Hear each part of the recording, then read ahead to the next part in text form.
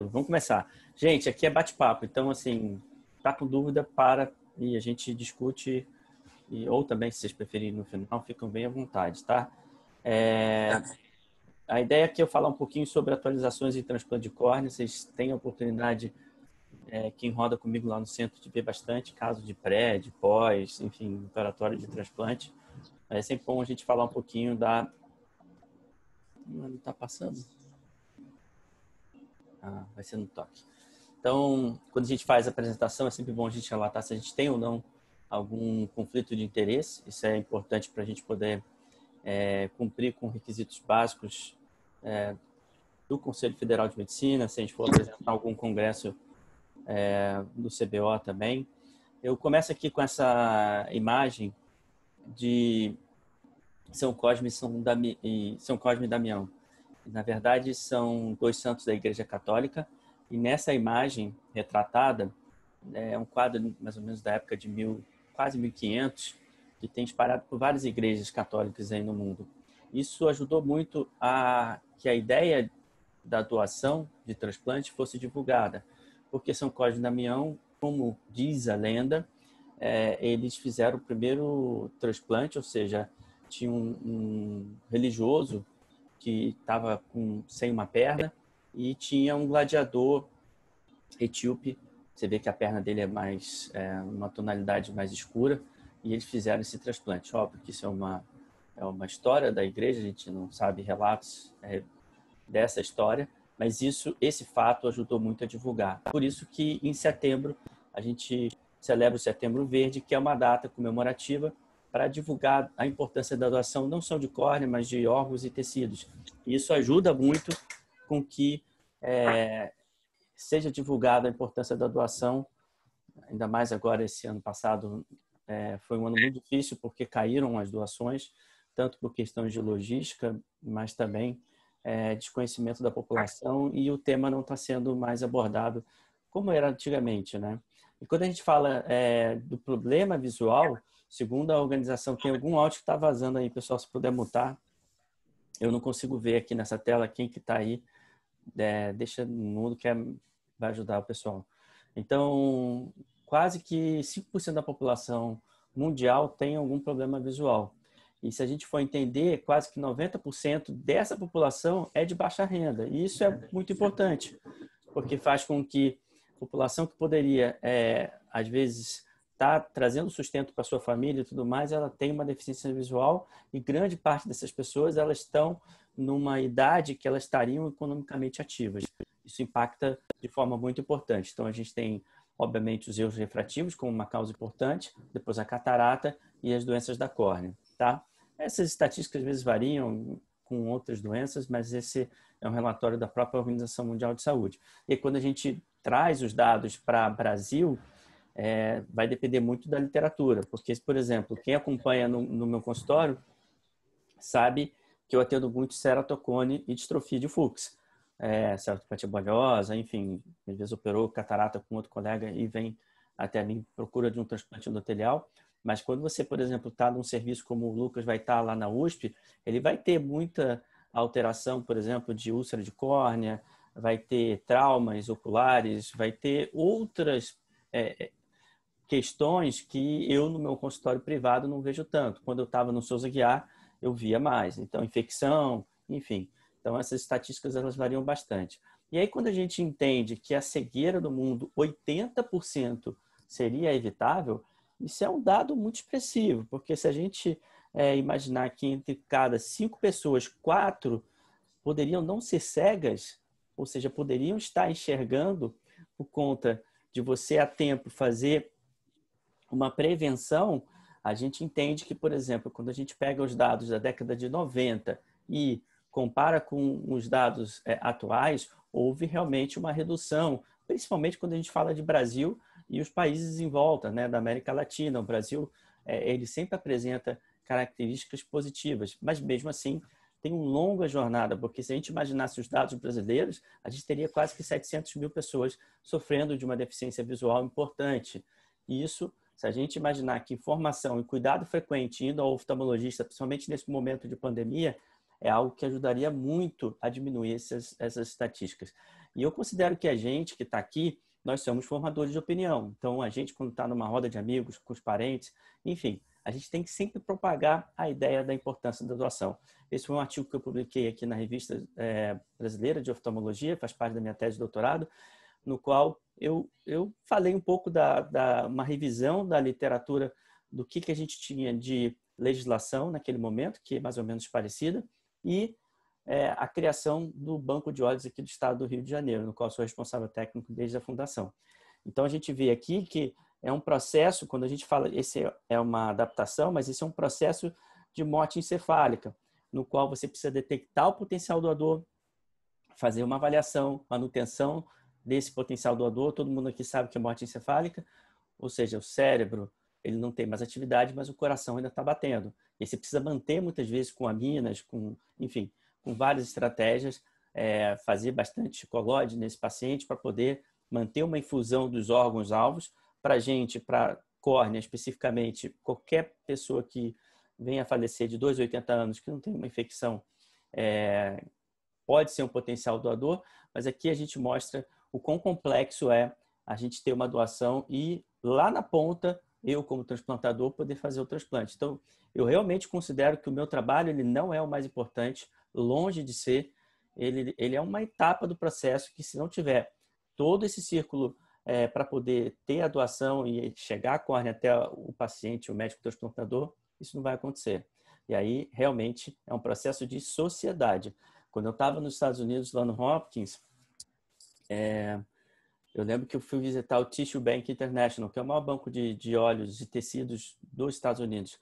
A sede fica em Memphis. Memphis, para quem não sabe, é a sede da FedEx. Quem viu aquele filme do Náufrago, lembra do final no qual ele chega lá na sede da FedEx. Então, Memphis também é a casa do Elvis, tem um museu do Elvis, vale a pena muito quem puder visitar, é uma baita experiência. E eu via que a córnea era captada em Baltimore, ela ia processada lá em Memphis e voltava numa caixa, preferencialmente aquela córnea, para aquela região, para Baltimore, para poder dar o senso de comunidade, para aquela população entender que a córnea estava sendo doada e estava sendo entregue para aquela população. Nos Estados Unidos, esse tecido ele é cobrado ou do paciente ou do plano de saúde, do insurance. Nos Estados Unidos, a média de uma córnea para transplante penetrante custa $4.000 e transplante endotelial de 5 a 6. Não é que custa, que vai comprar a córnea, mas o banco de olhos mostra para o governo americano que aquilo foi o custo para pagar instalação, pagar funcionário, e aí tem que se pagar. No Brasil, toda essa parte ela é feita pelo SUS. Então, o SUS supre de forma inadequada, obviamente, não consegue suprir todos os custos, mas supre os custos de um banco de olhos. E aí essa córnea é entregue, tanto córnea quanto órgão, você não paga nada no Brasil, tá? E aí, quando a gente fala, por exemplo, da portaria 2600, só para dar uma ideia, qualquer pessoa de 2 a 80 anos é um potencial doador. E quando a gente fala, qualquer pessoa que viesse a óbito, teria que ter uma notificação para a Central de Transplantes. E no Brasil é interessante que quando a gente vê algumas leis, elas fazem sucesso, ou seja, algumas leis a gente define que a gente vai cumprir, outras não. A lei seca é uma delas. Então, muito provavelmente, todos que estão aqui falaram sobre a lei seca, seja bem, seja mal, depende. Esse ano, ou seja, todo mundo falou sobre a lei seca esse ano, porque foi uma lei que pegou. Porque se você tiver tomado uma cerveja ou uma taça de vinho, você sabe que você pode ser pego e você pode perder a carteira. Mas fato é que reduziu muito o número de óbitos nesse período por conta de acidentes automobilísticos. Então, o que eu quero dizer com isso é que algumas leis no Brasil não pegaram. Por exemplo, essa da lei de transplante, que seria obrigatório todos os estabelecimentos de saúde notificarem um óbito ou uma morte encefálica para ver se haveria um interesse da família. E eu sempre falo que quando a gente aborda uma equipe especializada, a família, a gente nunca, a ideia é convencer a família a doar. É sempre fazer com que seja ofertada a oportunidade da família da doação. Os trabalhos são muito claros e tem vasta literatura mostrando que a dor do luto, ela, de certa forma, ela se ameniza quando a família faz uma doação. Porque a gente sabe que aquilo ali não acaba por ali, né? Então, existe uma lei aqui no Rio também, que não é muito falada, que ela dá prioridade ao atendimento aos familiares de quem doou órgãos ou tecidos no serviço público, seja no hospital, seja no próprio IML, na liberação do corpo, mas também é uma lei que não vingou. A gente sabe que existe, mas não vingou. E aí eu gosto de mostrar essa foto porque ela, na verdade, inicia um ciclo fechando o meu ciclo. Eu tive que sair do estado do Rio de Janeiro para fazer um fellow de córnea, porque naquela época não tinha nenhum banco de olhos em 2010 no estado do Rio de Janeiro. Saí no final de 2009, né, 2000 para 2010. E foi interessante porque quando eu estava em Curitiba, lá no Hospital de Olhos do Paraná e na Federal do Paraná, eu fui para os Estados Unidos, para o Hopkins, fiquei um ano lá, e aí me convidaram para montar o banco de olhos. Não tinha nada, só tinha um banco de osso e ligamento e a estrutura que eu conseguiria utilizar lá dentro, mas eu teria que fazer tudo, fazer o manual técnico operacional, todas as licenças, enfim, licitação, tudo para poder nascer um banco.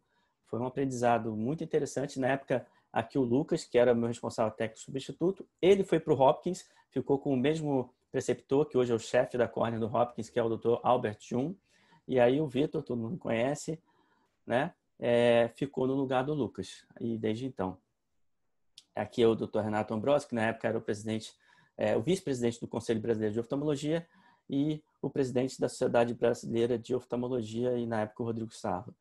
Essa aqui é eu segurando no dia da inauguração uma córnea dentro de um frasco de Optisol. A córnea ela é captada, o globo ocular, né, e processada dentro do banco, e a gente coloca nesse meio de cultura, que esse meio permite que a gente coloque a córnea de 2 até 8 graus, ela fica na geladeira, e até 14 dias. Então, até 14 dias da captação, essa córnea tem que ser transplantada. Foi criado um tridígito 155, no qual qualquer um de vocês pode ligar, querer notificar um óbito, ou até mesmo perguntar, olha, estou querendo saber se minha mãe está na fila de transplantes, ou, enfim, tirar alguma dúvida. Então, é um canal de comunicação da população e também com quem é médico e faz plantão e queira notificar um óbito, está aí o número para anotarem. Aqui são fotos do banco de olhos, ele fica localizado no INTO, que é o Instituto Nacional de Traumato-Ortopedia. Gustavo, por que foi um hospital de osso, foram colocar um banco de olhos lá dentro? É simples, visto que eu contei a história do Tissue Bank International, que era um banco multitecidos nos Estados Unidos, que era o maior dos Estados Unidos, que tinha osso, pele, válvula cardíaca e córnea. Então aqui hoje no INTO a gente tem osso, depois a gente abriu o banco de olhos, e hoje, atualmente, a gente tem banco de pele também, tá? Então, aqui é a capela, que é a câmara de fluxo laminar, onde é processado as córneas, elas são colocadas aqui. Quando eu cheguei lá, eu senti a necessidade da gente ter um sistema informatizado que não havia. Então, foi uma dificuldade de implementar um software só para a córnea, e acabou que os outros tecidos entraram também, para a gente poder, tipo, com um código de barra, poder rastrear e, enfim, você ter os controles internos melhor para evitar a falha humana, né? Que é o que eu vi lá fora e que tinha que implementar aqui, que estava faltando. Então, ela estando no meio de Optisol, a gente avalia a quantidade, a contagem endotelial. Esse é o microscópio especular, como a gente tem no paciente, só que ele é diferente. Ele faz a leitura de baixo para cima, ou seja, da face endotelial, a córnea tem que estar com o epitélio para cima, e ele faz a leitura de baixo para cima. E é individual, ou seja, eu tenho que marcar o núcleo do centro da célula. Ela tem que ficar numa temperatura ambiente por algum tempo, uns 40 minutos, e aí a gente consegue medir. E aí percebam que tem uma coloração avermelhada. É interessante que ele tem um corante, o frasco, a meio de cultura, que se porventura ela ficar amarelada, eu sei que teve uma mudança de pH. Mudança de pH provavelmente deve ser por uma infecção que tem naquele frasco e que está havendo algum metabolismo celular. E aí, quando a gente vê aqui o sistema de gestão e os indicadores de qualidade do banco de olhos aqui do Rio de Janeiro, que é localizado no INTO. Então, quando a gente fala de coeficiente, não é porcentagem, tá, pessoal? Mas só para vocês entenderem. A eficácia de preservação de córneas, ou seja, de tudo que a gente capta, quanto que realmente é preservado. a média nacional é 86 e a do INTO é 97. Quando a gente pega o coeficiente geral de descarte de tudo que a gente captou, quanto que a gente descarta? Média nacional é 38, a nossa é 22. E qual que é a eficácia de fornecimento de córneas para transplante? O indicador da média nacional dos bancos no Brasil é 62 e o nosso é 67, ou seja, médias muito altas. Qual que é o porém? Também aqui a gente tem que falar os dois lados da moeda. No Rio, a parte de órgãos, de captação de órgãos, de mote, o paciente está em mote encefálica, ela é muito bem desenvolvida. Então, são casos que não é uma bola dividida. Eu já sei a sorologia do potencial doador, geralmente ele está bem conservado, os olhos estão fechados, então isso ajuda bastante.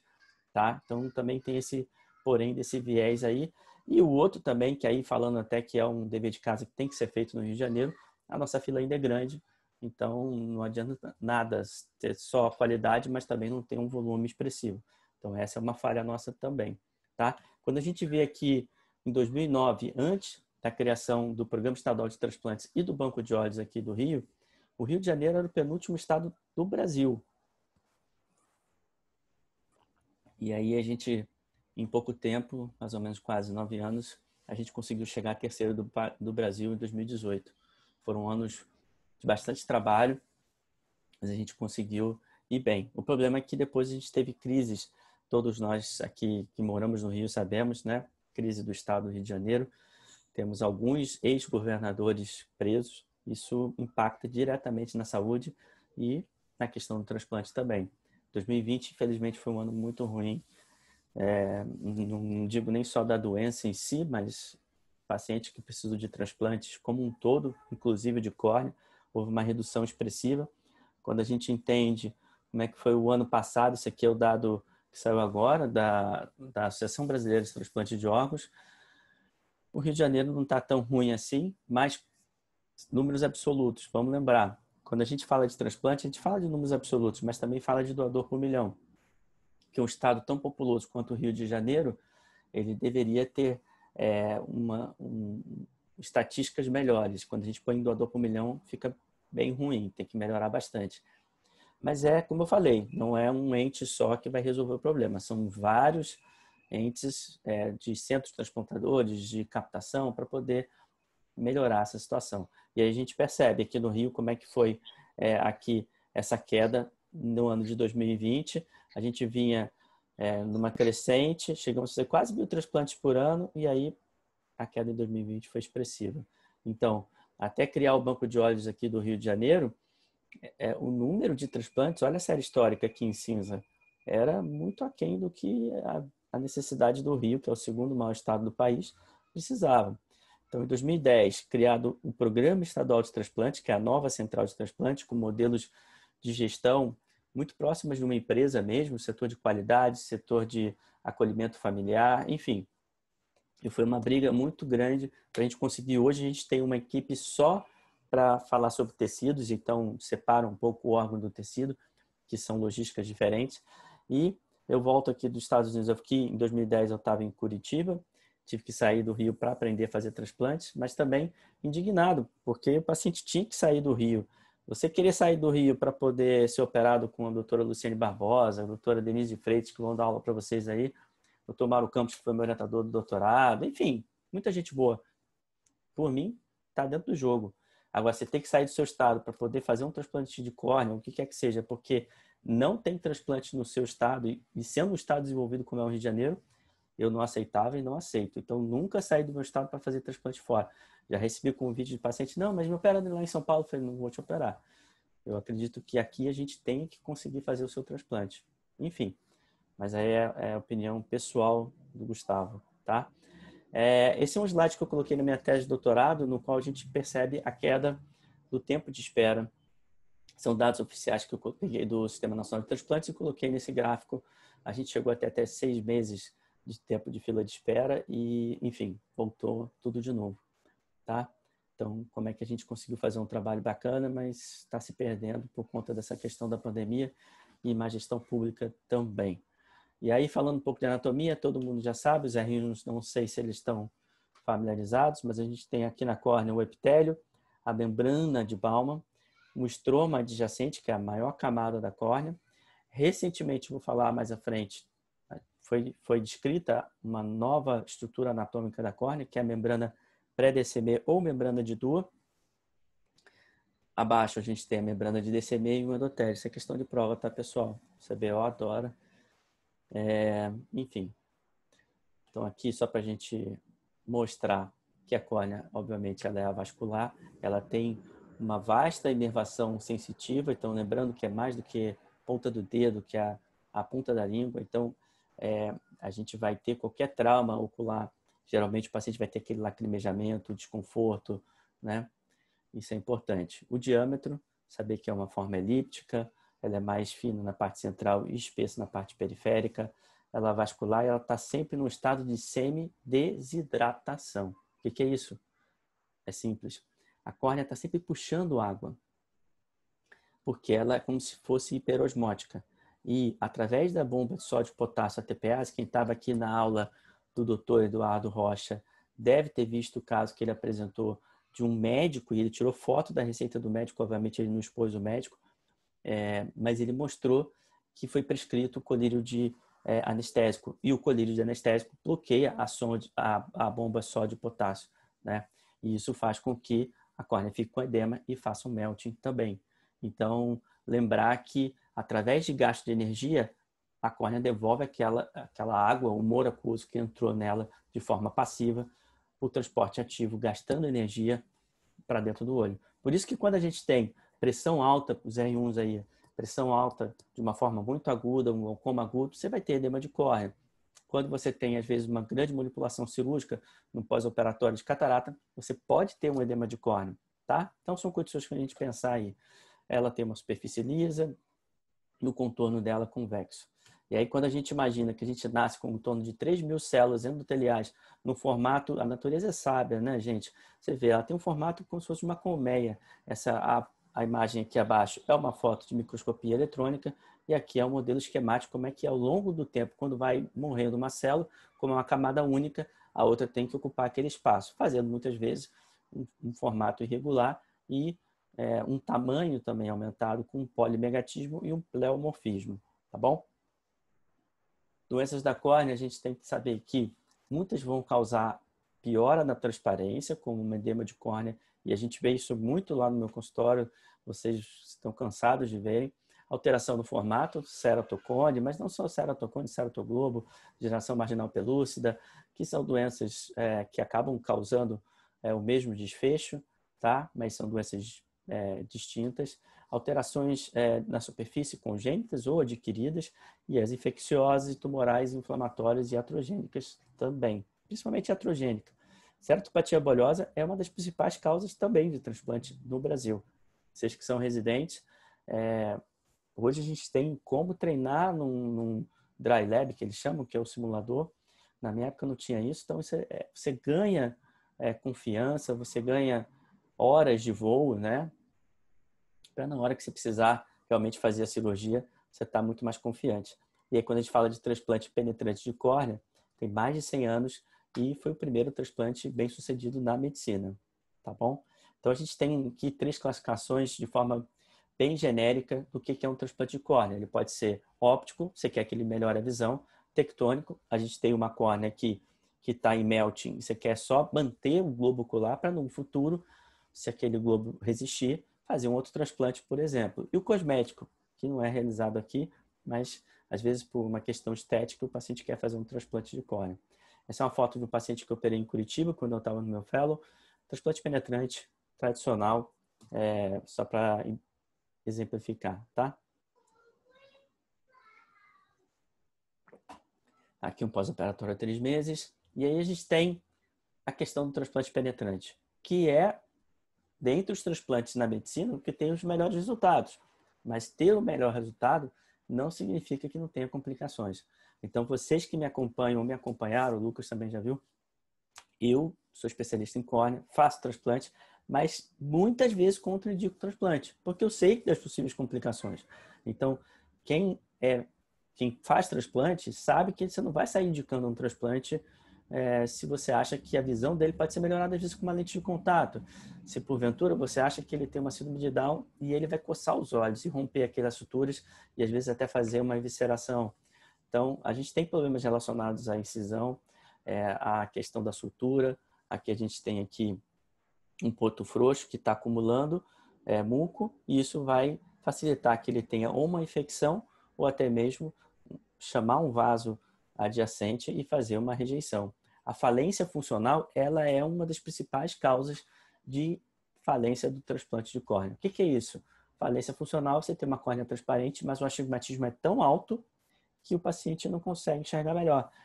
Ah, mas tá bom, então coloca uma lente de contato. Depende se o paciente vai ter essa habilidade, se a idade desse paciente, se ele tem possibilidades financeiras para isso. Aqui a gente vê uma foto de uma neovascularização, isso vai propiciar uma rejeição. A gente tem uma imprevisibilidade refracional do transplante penetrante, ou seja, a gente não sabe como é que vai ser o grau desse paciente depois, por mais que a sua estrutura cirúrgica tenha pontos bem equidistantes e com uma tensão, a gente não consegue garantir isso. Temos problemas importantes de superfície ocular, vamos entender que a inervação da córnea, quando a gente faz a trepanação, ela é seccionada. Então, vai demorar muitos meses e anos até que essa córnea volte a ter inervação novamente para mandar aquele estímulo para a glândula lacrimal fazer de novo uma produção adequada. Então, esses olhos vão ter uma alteração de superfície ocular, sejam eles olhos que já tinham ou não. E aí, quando a gente identifica a anatomia da córnea, vamos tentar entender. A gente tem um terço anterior, uma disposição das lamelas de colágeno, e nos 2 terços posteriores, uma disposição muito mais paralela, muito mais homogênea. E é fácil de entender a natureza, ou seja, através da evolução, a gente tem uma córnea que na parte do 1/3 anterior, ela é mais resistente. O colágeno, ele protege mais a córnea. Mas por que isso? Se chegar um micro-organismo e tentar entrar ali, ele vai ter mais dificuldade de penetrar. Agora, nos 2 terços posteriores, já é uma outra disposição, tá? Então, essa informação vai ser importante mais à frente para a gente falar do transplante lamelar. Ou seja, o que a gente tem hoje é a possibilidade de trocar especificamente a camada que está doente da córnea. E aí vem a sopinha de letrinhas que vocês adoram, só que não. Ou seja, você fala com um retinólogo aí, essas sopinhas, eles falam, meu Deus do céu, é muita letra. E é mesmo. Acaba que muitas delas se diferenciam um pouco, mas o que eu quero aqui não é que vocês decorem isso, obviamente que não, mas é mostrar que hoje é possível você trocar a camada da córnea que está alterada. Não quer dizer que seja fácil, mas é possível. E isso faz com que a gente tenha resultados para o paciente muito melhores do que a gente tinha no transplante penetrante. Vamos lá, foto de microscopia eletrônica mostrando no DALK, que é o Deep Anterior Lamellar Keratoplasty, a gente vê aqui nessa imagem que tem ainda um pouco de resíduo de estroma.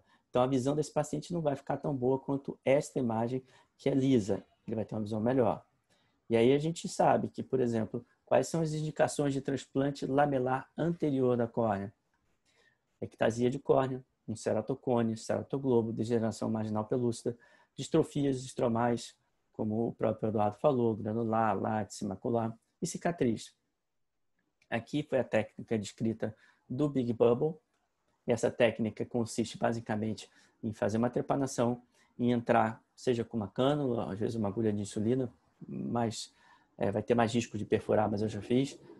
E você colocar uma bolha de ar no estroma profundo. Lembra que o colágeno do estroma profundo na córnea ele tem uma disposição paralela. Isso vai facilitar a separação dessa lamela. E se você conseguir fazer a técnica correta, você vai separar exatamente a DCB, e eu vou falar mais à frente, ou a DUA. Aqui ele fazendo uma introdução de bolha de ar na câmara anterior. Por que ele está fazendo isso? Porque quando você coloca uma bolha de ar na câmara anterior, se eu for fazer o Big Bubble e fizer o Big Bubble de forma adequada, essa bolha de ar vai fazer uma pressão para baixo e a bolha de ar na câmara anterior que estava bem no centro da córnea, ela vai para a periferia. E aí eu sei, porque fica tudo com efizema, esbranquiçado, não dá para ver, mas com essa medida eu consigo saber, bom, eu consegui atingir o Big Bubble. E aqui o americano chama de Brave Slash, que é um corte que ele vai ter que fazer para abrir o espaço da Big Bubble e você atingir a DCM. Uma dica aqui, Lucas, quando for tentar, você vai colocar uma metilcelulose aqui. Então, quando você fizer o Brave Slash, esse cortezinho, a bolha de ar que tiver dentro do Big Bubble, ela vai sair de forma lenta, porque você tem viscoelástico ali em volta. Então, isso facilita bastante você não perfurar e ter que converter para um transplante penetrante. E aí, aqui, esse slide eu acho interessante, porque ele mostra que o Dr. Dua, que é um cirurgião indiano radicado na Inglaterra, ele fazendo experimentos de laboratório e fazendo a técnica de Big Bubble descrita, ele percebeu que tinham bolhas de ar que iam até a periferia, que ele chamou de bolha tipo 2, e bolhas de ar tipo 1 que iam só até os 8 milímetros centrais da córnea. E foi para o laboratório entender e estudar isso. E ele publicou um artigo em 2013 que ele descreve uma nova camada e ele se auto-intitula Duas Layer. Eu acho que essa foi o grande rebuliço, porque ele não precisava dizer que era uma camada de Dua. As pessoas iriam dizer isso naturalmente. Mas ele colocou isso no artigo e aí houve uma discussão muito grande, porque essa camada já tinha sido teoricamente, microscopicamente relatado, que tinham características diferentes ali, mas ninguém soube dizer que aquilo era uma nova camada. Esse é o grande mérito dele. Então, isso é incontestável. A publicação está aí. Para quem é cirurgião de córnea, faz diferença saber, sim, se é uma bolha tipo 1, tem a Dua aqui, então ela é mais resistente. Eu vou ter menos chance de perfurar. Tipo 2, quando eu faço Big Bubble, eu já sei que a chance vai ser maior de ter que converter para um transplante penetrante, porque eu não tenho a Dua ali, eu só tenho a membrana de DCM. Eu entrei mais profundo e aí ela foi até a periferia. Eu sei que para quem não faz cirurgia de transplante lamelar, às vezes pode parecer confuso, mas às vezes pode ser para questão de prova mais à frente, então é importante entender isso aí. E aí, vamos lá. Bolha tipo 1, clássica, tá? Que a gente está, é o que a gente quer, que aí tem a Dua, ela é mais resistente, e a bolha tipo 2, que ela vai até a periferia e tem mais chance de perfurar. E quando eu estava no meu fellow em Curitiba, eu percebia que muitas vezes, inadvertidamente, eu estava já no finalzinho e eu perfurava quando eu estava ali na DCM. Então, é interessante que essa dificuldade que eu tive lá em Curitiba, quando eu estava nos Estados Unidos, conversando com o Albert, ele falou assim, poxa, seria interessante ter uma espátula. Ó, olha só, olha a perfuração. Então, só de encostar a tesoura, romba, ó, perfurou. E aí, até dá para tentar continuar, mas geralmente a gente converte para um transplante penetrante. E aí, quando eu estava nos Estados Unidos, lá no Hopkins, conversando com o Albert, ele me colocou em contato com a Catena e a gente desenvolveu, foi publicado aqui na revista brasileira, também na minha tese de doutorado, a espátula e um dissector Bonfadini. Enfim, não tenho nenhum interesse comercial, não ganho nada para isso, eu ganhei um sample, mais nada. Mas ele basicamente é uma espátula curva que tem uma chanfradura e ele facilita, ele mantém um acompanhamento da curvatura corneana nesses pacientes de ceratocone que são maiores, e aí eu posso pegar uma lâmina e fazer esse corte em 4 quadrantes ou mais para poder facilitar e não perfurar a córnea. Aqui é o relato cirúrgico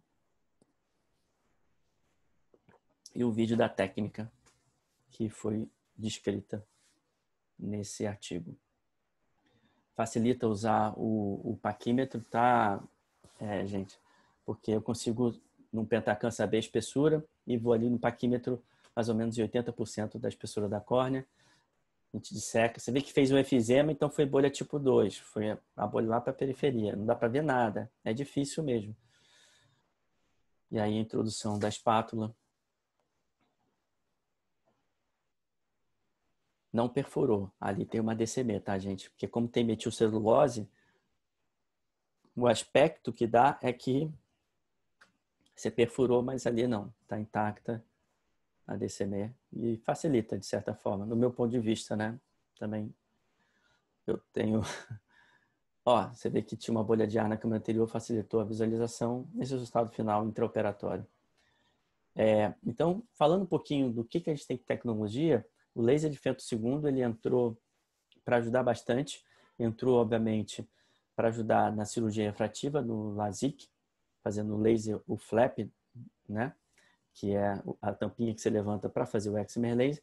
E aí, quando eu estava no meu fellow em Curitiba, saiu uma publicação da doutora Sônia Yu, e ela tinha feito o primeiro relato de transplante de córnea sem sutura cirúrgica, só colocando a tampinha e uma lente de contato, em transplante lamelar anterior não profundo, né? Meu preceptor na época, o doutor Hamilton Moreira, foi presidente do CBO, enfim, e ele me sugeriu fazer esse trabalho com laser à época, que era diferente do que a Sônia Yu fez, e ele não fazia o corte vertical e horizontal, ele só fazia o corte, na época, horizontal. Então, eu tive que trepanar parcialmente e fazer o corte com laser de Fento II. O que tem diferente, Gustavo? Muito, porque a gente conseguia ir na profundidade que a gente queria. A grande questão desse trabalho é que a gente fez os 6 primeiros casos no Brasil com esse tipo de transplante e relatou isso na córnea. E aí eu utilizei 3 pacientes com uma espessura de 250 micras e 6 pacientes com uma espessura de quase 500 micras. E eles, por incrível que pareça, não tiveram esses 3 pacientes ectasia de córnea. Obviamente, eu escolhi nesses 3 pacientes que eram blíopes, retinopatia diabética, ou seja, eles fizeram esses outros 3 mais por questão estética, mas houve uma melhora visual em todos eles. Então, você pega esse paciente aqui, eu operei a catarata, não melhorou, obviamente, que ele tinha uma cicatriz aqui, pós-infecciosa, e aí, depois do transplante lamelar anterior com laser de Fento II sem a sutura, ele foi para 20/30, um resultado expressivo. E aqui mostrando a cirurgia à época, eram outros lasers. Esse laser já tem diversas versões para frente. Então, mas na época era o que tinha disponível naquele momento, em 2010, né? Tinha um head, então eu tive que fazer a trepanação parcial manual com um trépano manual. E aí, tirando, você vê que o Fento II ele não corta também, né? Não separa, que ele não corta, separa as lamelas quando você tem um pouco de opacidade. E você vê que até ele tem aquelas... Não é uma superfície tão lisa, né? Esse laser é um laser mais antigo. Colocando numa câmara anterior artificial a córnea e programando a córnea doadora na espessura que a gente queria, porque ela tinha que encaixar perfeitamente, não teria nenhum ponto. Hoje, se você perguntar se eu faria assim, provavelmente não, eu daria 4 pontos. Enfim, mas porque se esse paciente coçar o olho, sai, né? Não está preso por nada. Vou acelerar aqui.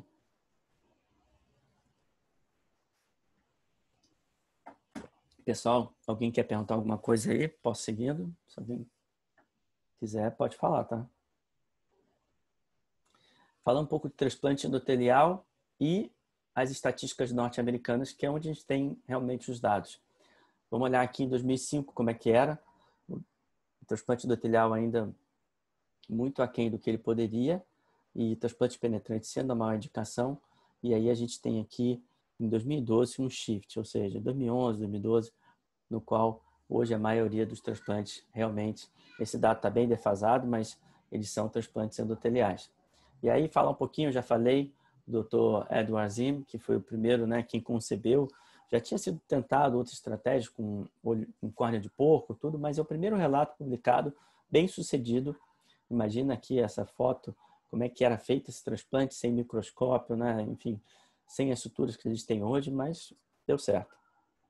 E aí a gente tem toda uma escalada, né, de tecnologia, desde o primeiro banco de olhos nos Estados Unidos, o Dr. Charles Titlet, que foi quem primeiro descreveu o transplante lamelar posterior, que foi mal sucedido, mas também se a gente imaginar que ele não tinha fio nylon 10-0, não tinha microscópio, não tinha os instrumentais, realmente, e a técnica era muito agressiva e o paciente não teve um bom resultado, obviamente. E o Dr. Gary Mellis, que eu considero realmente, ele é um gênio, né? São pessoas que, você tem ideia, ele escreve ópera. Então, tem uns congressos lá em Amsterdã não, em Rotterdam, que é onde é a clínica dele, e ele antes, ele põe lá os músicos para recitarem músicas que ele compôs, clássicas, né? Então, é o cara acima da média. Então, ele desenvolveu, pensando assim, poxa, vamos tentar desenvolver uma técnica que eu conseguisse colocar uma bolha de ar e eu não precisasse colocar as suturas como na década de 50 e que não deu certo. E ele criou a técnica de PLK. Deu muito certo. E aí é aquela questão sempre de um adicionar o conhecimento do outro e melhorar um pouco. O Dr. Mark Terry, ele é um cara que realmente ajudou a difundir a técnica, só que ele melhorou a técnica e ele modificou e mudou o nome para DLEC. Tinha que ter uma dissecção manual, era uma cirurgia demorada de 3 horas e pouco, e os resultados eram talvez um pouco comparáveis aí ao transplante penetrante. Tinha uma alta chance de conversão, rejeição menor, mas você vê que o paciente ficava 20/50, né? Então, às vezes, um paciente penetrante fica, às vezes, melhor do que 20/50. Então, ainda era uma cirurgia trabalhosa e os resultados ainda aquém do que poderiam ser. Só para vocês entenderem o que era o DLEC, tinha que fazer essa dissecção manual aqui e colocar como se fosse um sanduíche aqui dentro. Demorava muito, alto astigmatismo, enfim. Aí entra de novo o Méliès e ele revoluciona falando assim, tá bom, então por que não só tirar a DCM em vez de ficar fazendo um sanduíche lá dentro e a gente conseguiria colocar um enxerto lá dentro. E aí ele descreveu a DCM-Thorax. Através dessa técnica foi possível que o doutor Francis Price ele descrevesse o DISEC, que seria cortar uma lamela e, tirando com a técnica do Méliès a DCM-Thorax, uma bolha de ar, e aí você tem resultados muito melhores, ou seja, 14% de descolamento, uma falência de 5%, bloqueio pupilar em alguns casos, porque a bolha de ar vai para trás da íris. Logo em seguida, a gente tem em Nova York o Dr. Gorovoy. Então, um ano depois, ele pega a ideia do Price e fala, ótimo, mas por que fazer o corte manual e ter que dissecar e fazer uma estrutura que não é tão regular e não utilizar o que eu tenho no meu centro cirúrgico, que ele tinha na época, que era o microcerátomo. Então, ele pegou uma câmara anterior artificial que foi desenvolvida pelo próprio Terry anos anteriores e fez um corte, tirou a tampinha e aquela tampinha de baixo trepanava e era introduzido dentro da câmara anterior. E até hoje utiliza essa técnica. E é a técnica ainda muito feita nos Estados Unidos pela facilidade de manipulação. Você manipula pouco o paciente. Em casos vitrectomizados, em casos difíceis de visualização, ainda é a técnica preconizada. Méliès, no mesmo ano, descreve o DMEC, que a DCM é retirada e colocada a DCM com endotélio, fazendo com que a anatomia corneana, basicamente, seja até difícil de descrever, porque muitas vezes você não consegue ver que esse paciente fez o transplante. Então, o DMEC realmente revolucionou. E aí, em 2013, o Dr. Dua, ele descreve a bolha tipo 1 e a bolha tipo 2, e ele descreve a nova camada da córnea, que é a membrana de Dua, ou a pré-DCM. A partir dos estudos do Dua, o Dr. Amar Agarwal, na Índia, ele descreve o PDEC. Eu lembro de já ter feito o PDEC, mas eu não sabia que tinha uma nova camada ali, que o Dua descreveu, e não sabia também que dava para fazer. O problema do PDEC é que ele não se enrola tão fácil quanto o DMEC e você tem dificuldade, às vezes, de saber qual o lado correto. Então, no DMEC, as pontinhas, eu vou mostrar uma imagem, vocês vão ver, dá para saber melhor qual que é qual lado. E aí a gente tem, tá bom, DISAEC, querem perguntar alguma coisa aí? DISAEC, DMEC e PDEC. E aí, catarata é a principal causa de perda visual no mundo. 4% da população nos Estados Unidos, acima de 40 anos, terão distrofia endotelial de Fuchs. Esse é um dado expressivo e essa doença é muito subdiagnosticada, provavelmente no Brasil também, tá? Então é importante, quem roda lá comigo sabe ver um endotélio, consegue ver uma gutata e levem para suas vidas, porque você não precisa tratar, você não precisa ser um especialista em córnea, mas você precisa encaminhar. Você não precisa saber tudo de retina, que eu sei que vocês sabem, que vocês saem sabendo uma parte de retina clínica muito boa aqui no IOS. Mas você tem que encaminhar. Você não precisa saber, mas você tem que encaminhar. Não saber resolver, mas encaminha para quem sabe. Essa é uma imagem interessante, foi publicada na JAMA Ophthalmology, no qual uma paciente chegou no Hopkins e falou assim, ó, tirou uma foto da Grand Station de Nova York, quem já foi lá sabe onde é que é.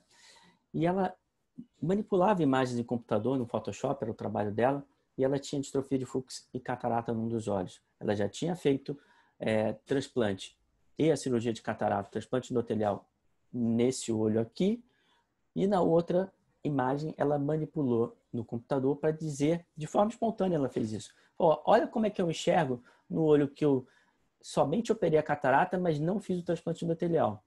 Eu enxergo tudo embaçado. Ou seja, você tem muitas vezes um edema, você tem uma espessura de DCM aumentada, um raise subepitelial, que é um sinal de mau prognóstico, que ele está fazendo edemas subclínicos e, nesse caso, você tem que intervir, porque senão ele vai fazer fibrose e a gutata vai causar sintomas visuais, vai causar fotofobia, piora da visão e piora da qualidade de vida. Então, esses pacientes, muitas vezes, precisam fazer o transplante endotelial também. Especialistas de catarata, às vezes, não conseguem entender isso. Acha que é só o fato de ter edema de córnea, mas não é. Por quê? Você tem aqui a gutata, que nada mais é do que você tem uma excrescência, a DCM entrando através do endotélio e fazendo essas alterações. Quando a luz bate aqui, ela causa uma alteração visual importante. Esses pacientes têm muita fotofobia. E aí um artigo publicado quando eu estava lá no Hopkins, no meu pós-doc, e entrou uma paciente para o Dr. Albert. Ele operava a catarata com as duas mãos, com a direita e com a esquerda. É um exímio cirurgião e pesquisador de ciências básicas. Ele tem uma mutação de ratinhos, ele fez genética no Moorfields, em Londres, e ele tem a mesma mutação ratinho do que seres humanos, então ele consegue tentar estudar a parte genética do Fuchs. E esse paciente chega para o Albert e fala, olha só, eu tenho catarata, eu tenho Fuchs, eu quero operar essas duas questões ao mesmo tempo e não quero usar óculos. Esperei o paciente sair da sala e falei, caramba, como é que você lida com essa expectativa? Porque ela não é realista. Eu faço um cálculo assim, assado, não é mais ou menos certo. Aí eu fiquei encucado, falei, tá bom, vou pegar 30, sei lá, prontuários dele e vou ver se isso está dando certo mesmo. Aí fiz, falei, cara, não está dando certo. Olha aqui, ó, os cálculos não estão muito batendo como você está achando, não. Aí ele, então vamos fazer um trabalho. Eu falei, tá bom. Aí fizemos o trabalho, foi publicado na Ophthalmology, no qual a gente utilizou a fórmula da constante da lente intraocular para fazer cirurgia de catarata e transplante ao mesmo tempo. E aí, quando a gente entende que o DISAEC, que é o que corta a córnea com o microcerátomo, ele tem um estroma. Então, ela é uma técnica mais realizada atualmente nos Estados Unidos, porque ela é mais fácil de ser reproduzida. Casos desafiadores, a gente sempre vai, provavelmente, querer fazer com DISAEC. A córnea doadora pode ter qualquer idade, né? E a incisão ela é um pouquinho maior. Então, vai ver quando vocês verem na lâmpada de fenda se for um DISAEC, vou fazer uma incisão geralmente de 5 milímetros. Que a reabilitação visual é mais lenta. Mas não quer dizer que esses pacientes não vão chegar aos seus 20, 25, tá? Isso pode acontecer. Vamos lá, para quem nunca viu, o que é? Câmara anterior artificial. A gente vai colocar a córnea ali, com o anel escleral, e botar uma tampinha. Vai vir um líquido, que é o BSS, de baixo. Isso vai fazer com que essa córnea, que está solta, possa simular um globo ocular. E o cortador de queijo, vamos falar assim, o microcerátomo, vai tirar uma tampinha dessa córnea. O que eu vou usar não é essa tampinha, é o que está embaixo dessa tampinha, que é um pouco de estroma e o endotélio. A gente mede com o paquímetro a espessura dessa córnea antes, para ter uma ideia de quão espessa ela é. Eu tiro o epitélio com uma esponja de Merocel. Em seguida, a gente faz o corte com o microcerátomo. Essa é a tampinha que eu retirei, que eu vou usar, que está embaixo. E aí, coloco a tampinha de volta, coloco num trépano, né? A gente chama um trépano punch. E aí, feita a separação, essa aqui é uma espátula que a gente vai colocar esse disquinho dentro do olho, que é a córnea doadora, e a bolha de ar pequena. Depois a gente coloca uma bolha de ar grande, 15 minutos, reduz a bolha de ar e o paciente vai para casa fazendo um repouso preferencialmente decúbito dorsal, tá? Esse aqui é um vídeo rápido de um paciente, o Júlio. O Júlio foi essa semana. Ele tem síndrome olho único. Nelson me passou esse presente. Ele fez a catarata, ficou muito bem, mas a córnea começou a descompensar, né? Glaucoma e muitos defeitos de íris. Meu medo é que essa bolha de ar fosse lá para baixo, mas enfim, deu certo. Quer dizer, o primeiro não deu, e aí eu tive que repetir o transplante endotelial, e aí esse foi o resultado do Júlio, 2040. O que se ele fosse para um transplante penetrante, muito provavelmente eu teria poderia ter tido um risco de uma hemorragia expulsiva, ter tido um grau muito elevado. Alguém quer falar alguma coisa aí? Transplante endotelial de MEC. Basicamente, a gente tira DCM e fica DCM e o endotélio. Qual a dificuldade técnica disso? Ela é muito elástica. Então, pacientes muito jovens, com menos de 50 anos, ela vai se enrolar tanto que ela não vai abrir dentro do olho muitas vezes. É difícil de abrir esse pergaminho. E a gente não pode encostar, porque a célula endotelial, se você encosta, ela está aqui por fora. Ó. Se você encosta, ela vai morrer. Então, tecnicamente, é uma cirurgia difícil. Quando eu estava nos Estados Unidos, eu ficava vendo o Albert operando e ele operava com uma pipeta, que quem desenvolveu foi o Dr. Meles. O problema da pipeta é que quando se tira a pipeta do olho, ela faz um vácuo. Eu falava, estava errado isso, não está certo. Ele perdia aquele enxerto, então ele tinha que botar de novo, perdendo células. Quem já trabalhou no Souza Guiar sabe, você não tem estrutura, no Brasil, né? Não é só Souza Guiar, mas assim, então eu chegava para operar no Souza Guiar, o que tem hoje para operar? Fio, tal, para poder programar a cirurgia. Eu peguei uma seringa, peguei um tubo EV de endovenoso e falei, me dá esse cartucho da álcool aqui. Abri lá, falei, Albert, usa isso daqui, vai testar. E ele testou, deu certo, a gente publicou e, enfim, a partir de então já foi publicado em livros e tal. Óbvio que não foi uma ideia totalmente original, que a gente está utilizando tudo que tem no centro cirúrgico, mas a ideia é você fazer algo com baixo custo. O de MEC você não precisa de um microcerato, você pode fazer na mão, e algo que é mais factível aqui no Brasil. E, para minha surpresa, recentemente, em 2019? 2019. Eu vi essa publicação aqui, citando o Bonfadine Injector, né, que chamou. Enfim, eu não chamei, obviamente, disso na publicação que a gente fez na córnea, mas falando que dá para utilizar e que tem ótimos resultados. E, enfim, você utilizando um pouco material e conseguindo resolver na mão do cirurgião propriamente dito. E aqui, mostrando a DCM-Torrex, que é a retirada da DCM doente, precisa retirar a DCM doente. Se for um paciente com ceratopatia bolhosa, às vezes a gente não precisa retirar. Aspiração do endotélio junto com a DCM, ver que ela se enrola como se fosse um pergaminho. E aqui vem a dificuldade. Abrir esse pergaminho sem encostar no olho, retirando o líquido da câmara anterior, um pontinho, né, para não sair. E a gente faz manobras de flush para poder tentar abrir esse enxerto. Ó, abriu, aí diminui mais a câmara anterior, segura com essa cânula um dos pontos e vai fazendo pequenas batidinhas, né? O Dr. Nicolas, que é responsável pelo Banco de Olhos de Sorocaba, ele deu o nome de Samba Technique, que ele fica como se fosse batendo num pandeiro, né? E é mais ou menos isso que a gente faz. Tá? Pequenas batidinhas, porque, ó, abriu. Aí quando abrir, a gente vai entrar com uma bolha de ar. A câmera tá rasa aí, tá, gente? Entra com uma bolha de ar por baixo, obviamente. Essa DCM e o endotélio estão encostadas, elas vão ficar a câmera toda cheia de ar. 15 minutos, reduz a bolha de ar e ele vai para casa assim, tá? Esse é o resultado do Paulo. Ele é médico, professor da Fiocruz e, óbvio, tá no Zoom aqui, tá, gente? Mas ele tinha 20/60 pré, 20/20 pós. Nesse dia da foto, ele me pediu para eu passar uma lente de contato, porque ele queria jogar tênis, pro meu desespero. Eu falei, cara, você vai acabar com a cirurgia. E o ACT da córnea dele, você não diz que ele fez o transplante. Então, essa é a vantagem do DMEC. Ela é mais difícil tecnicamente, tem maior chance de descolar aquele enxerto no pós-operatório, porque lembra, ele não tem estroma, então ele é muito mais fácil a DCB estar muito elástica e ter um descolamento, você tem que voltar para o centro cirúrgico ou fazer chama de rebubble, que botar uma outra bolha de ar na própria lâmpada de fenda, mas falando tecnicamente, o resultado é melhor do que o de Zaek. E aí quando a gente fala de transplante de córnea, o que eu queria que vocês gravassem é que o sucesso visual ele vai depender de vários fatores, obviamente. A seleção do doador, como eu falei lá no banco de olhos, indicação de transplante e a técnica cirúrgica que foi utilizada.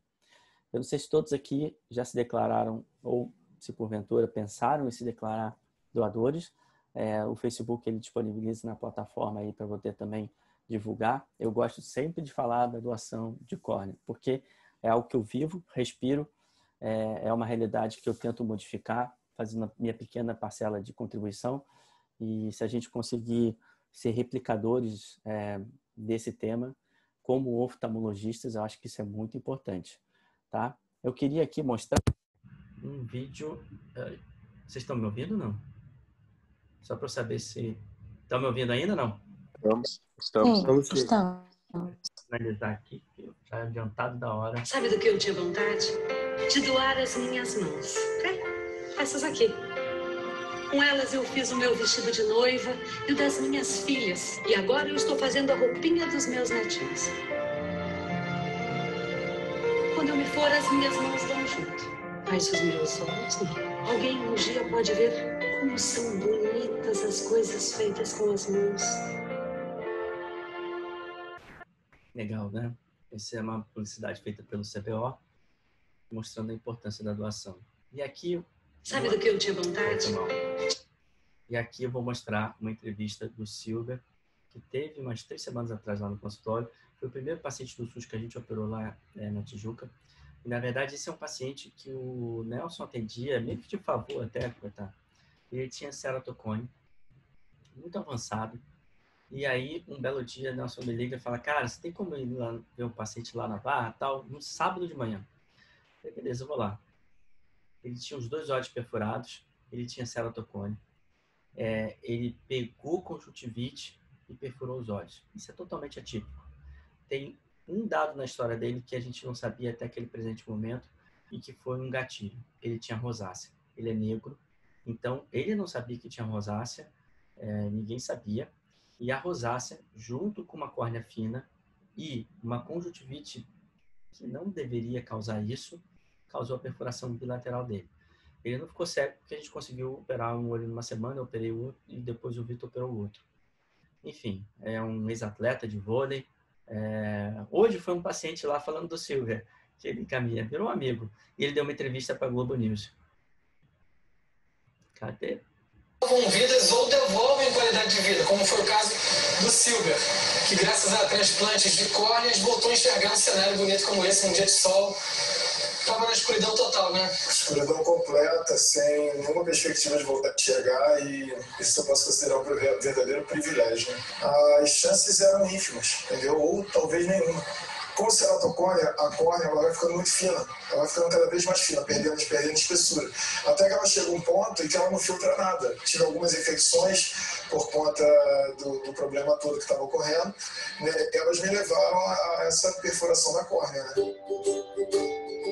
Então, quando chegou a notícia de que havia a possibilidade do transplante, que já estava, né, tudo encaminhado, cara, você fica num misto de felicidade, apreensão, mas a felicidade por você, pelo menos, como atleta, eu tenho sempre que tentar, eu não posso desistir. O esporte que eu pratico até hoje é um esporte que você não pode desistir nunca, né? Então, só possibilidades de saber que eu ia ter a chance de tentar alguma coisa, sabe?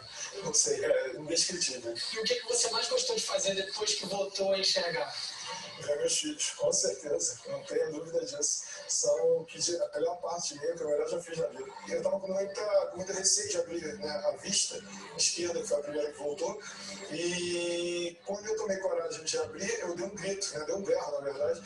Beatriz, tal, aí ela veio correndo, o garoto também, né, o André, vieram correndo os dois. E aí foi a primeira visão realmente que eu tive. Foram eles dois. Meus filhos. Com certeza. Sensacional. Aí a emoção bateu completamente, né? Não teve jeito. Entendeu? Foi indescritível. A maior emoção, depois do nascimento deles, acho que foi a maior emoção que eu já tive na vida. Entendeu? Com certeza. Poxa, muito obrigado. Eu que agradeço. Você volte rápido, ficar jogador, e curta muito essa vida que você fez, né? Obrigado. Então, próximo episódio de O Melhor do Brasil Brasileiro, você vai ver. Bom, pessoal, eu sempre que vejo esse filme eu fico emocionado, tá? Depois que eu fui pai, eu fico emocionado mesmo. E esse vídeo realmente me emociona porque a gente vê que o trabalho lá da ponta, essa é uma imagem, olha que interessante. Antes estava falando, é que eu tentei reduzir um pouco a aula, mas esse programa estava mostrando o Hospital Adão Pereira Nunes, Não, Alberto Torres, que fica lá em perto de São Gonçalo. E ele tem um jardim do doador. Cada família que faz uma doação, tem um enfermeiro lá que, cara, o Luiz, ele é excepcional. E ele planta uma árvore junto com a família, simbolizando aquela pessoa que a família perdeu e que foi um doador de órgãos ou tecidos. E aí tem um jardim muito bacana lá, que é o Jardim do Doador, num hospital público, tá? Então, assim, a gente não precisa ter estruturas como tem no Hopkins, em Curitiba. Cara, dá para fazer diferença aqui. A gente consegue fazer diferença. Então, quando eu fico falando de órgãos, doação de órgãos, é porque eu acho realmente que isso impacta diretamente a nossa sociedade e pessoas muito próximas. E eu falo de tecidos e células porque essa é a minha realidade da doação de transplantes, mas também, hoje, por exemplo, acabei de falar da Nina, doação de genes. Eu já sou pai, então os meus genes eles vão seguir em frente para a gente poder ficar trocando ideias sempre. Agora a gente está no momento realmente de pandemia, as pessoas estão muito mais afastadas, mas a ideia é que a gente sempre possa congregar, reunir ideias e sempre crescer com isso, para, obviamente, aqui todo mundo deve ter, de certa forma, se tocado com esses dois relatos aí, com as emoções, para a gente poder junto aí modificar realmente a nossa sociedade. Foi um pequeno relato aí sobre transplantes aí, do que eu falei, abertos para dúvidas aí, perguntas, enfim.